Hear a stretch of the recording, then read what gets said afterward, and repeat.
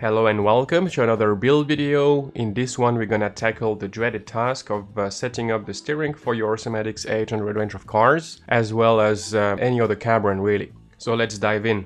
The first thing to really take care about is the servo horn. For this example we're gonna use the Maxler servo horn. We found that the sweet spot for proper steering response is 17mm in length. That's what's gonna give you the best balance between responsiveness and ease of driving. In a nutshell, adjusting the length of the servo horn, the longer it is, the faster the servo is gonna get, and the shorter, the slower the response is gonna be. So this Maxler servo horn is adjustable. It's mounted on a slider. For the proper servo link angle, we're gonna use an ST24M ball stud with a 1.75 shim. On this build, we're gonna use the FSS servo mount, which moved the servo a little bit further forward. For the kit servo mount, you're gonna need a bit more shims, around 3mm more, and then therefore you're gonna need an ST24L ball stud. So because it's on the slider, it's adjustable to make it very easy to repeat every time the same length, rather than reading the etching, which is a little bit difficult to see. I simply like to use 1.0 sway bar and securing the slider like so, making sure that every time I get the perfect 17mm length. Next, we want to center our servo, so for that we're gonna turn on our RC equipment,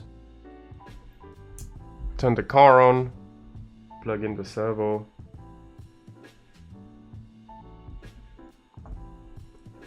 and as you can see, my trim is set to 0, my dual rate 100%, EPA is 100%, and sub trim is also set to 0, so I know the servo is centered. And as for the servo horn positioning, there's quite a few misconceptions. Some people say it has to be 90° with vertical. Some people say it has to be 90° with the servo link. The manual calls for 83° from vertical. So it's for sure not neither vertical or 90° with the link. It's somewhere in between. So we're gonna pick up a slot that's roughly what we want. So this seems okay.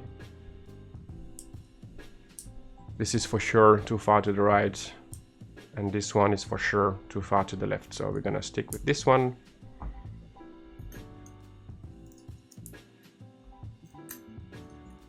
And secure it into position. Turn off the car and radio equipment. Now we can go fully tight. These horns are equipped with an additional screw, 1.5mm, to fully secure it. That way it will not go anywhere. And then we can secure our servo to the servo mount from behind like so. And for these screws, I really recommend using thread lock. It's very unlikely the servo will ever get away from the car, or at least in a very long time, so I like to use a bit of thread lock in these screws.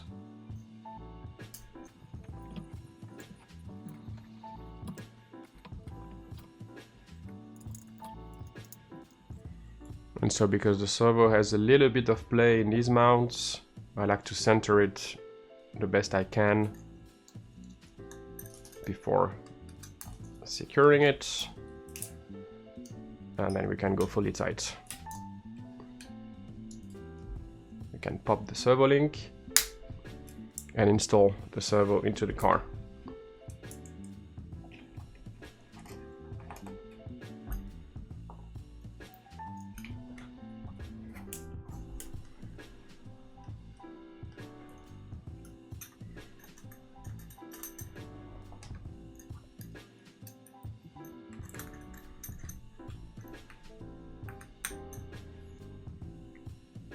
So let it find its proper location.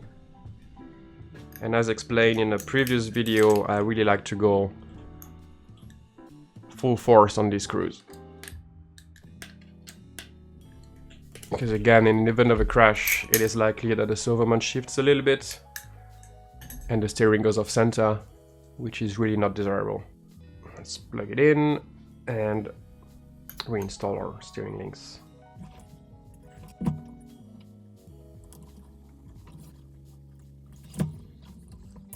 Alright, with that done, we're gonna turn on the car and our radio system. First thing we want to do is to roughly center the steering and find our top mechanical stopper on the steering link. So let's go to subtrim.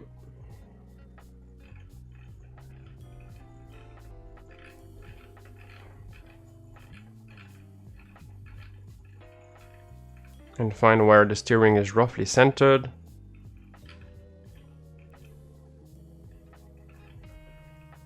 That seems about right.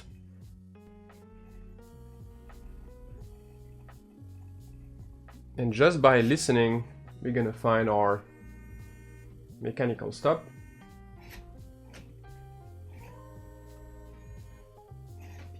All right.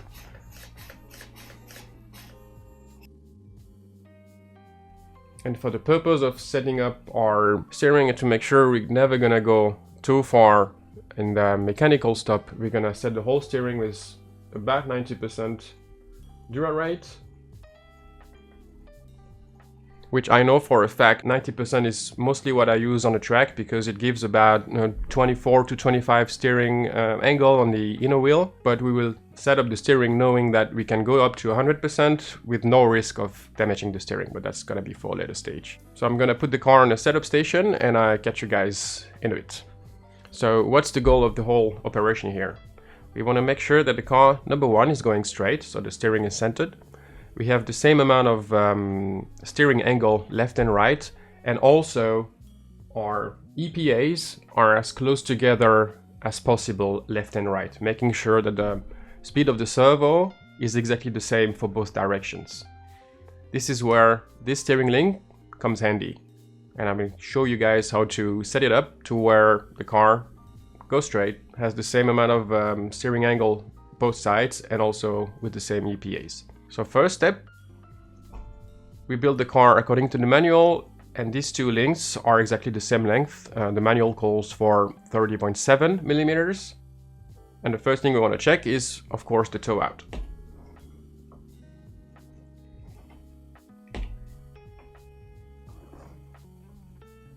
So we have about here a bit less than 1 degree per side. I want to increase it a little bit. 1.2 or 1.5 is a good starting point. So I'm gonna increase it by the same amount each side. So I have a bit more, a bit around 2 this side. So we can center the steering with the sub trim.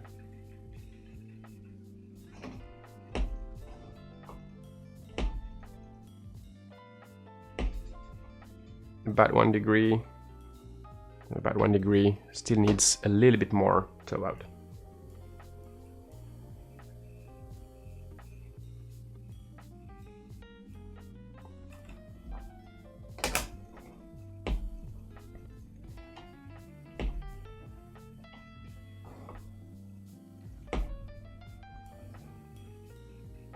So our toe out is set and the steering is straight. Now we're gonna check the endpoint.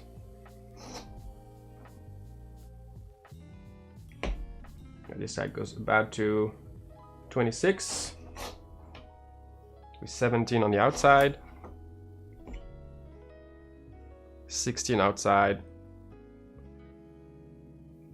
and a bit less than 25.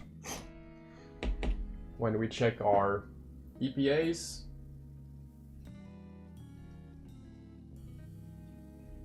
because we know we cannot increase EPAs or we run the risk of reaching the mechanical lock in the steering, we're gonna decrease. So it turns more to the left and we're gonna make it equal to the right side and see what it does for us. 26 and 24. So we see with equal EPAs, the car will turn more to the left. This is where we're gonna adjust the servo link. So in our example, the car turns more to the left, right? So we need to make the servo horn closer to the steering arm. So we need to shorten this servo link. It's built per the manual, 10.3 millimeter. And we're gonna shorten it by about 0.5 mil. And so we reiterate the operation. First we need to center the steering. Now the car is going to the right, obviously. So we're gonna adjust the subtrim accordingly until the steering is straight again.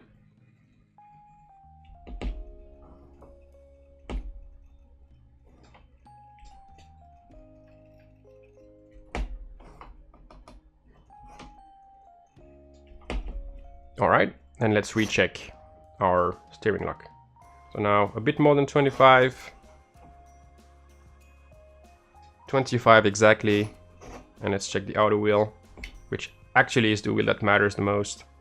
A bit more than 16. A bit more than 16. Well, actually 16.5. So it still turns too much to the right, to the left, sorry. So we're gonna shorten the link slightly more.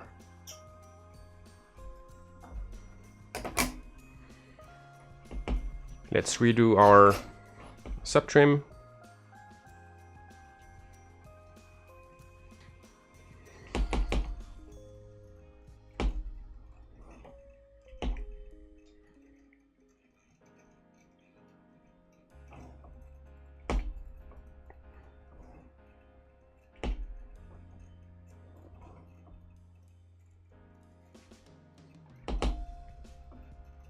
And let's check it again.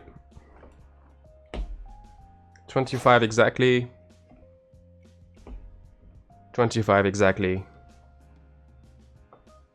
Bit more than 16. Bit more than 16. So that's pretty much perfect. The last thing we want to check is removing the setup station. Going back to 100% dual rate and making sure we don't reach the steering limiter in the center. No sound. And here it's binding a little. So we want to reduce the maximum EPA. So it's binding on the right side. All right, 94 is the sweet spot. So we're gonna do the same on the other side. Perfect. So now we know that if we ever need to go to 100% dual rate, we have the option to do it. But again,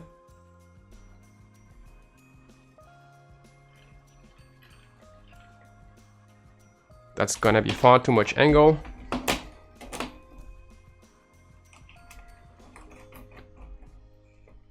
So let's recheck how much we have with 90%. It's 24. 16, 16, and 24. I know that's for sure a good base to start with, and with that setup I have the option to use more dual rate whenever needed.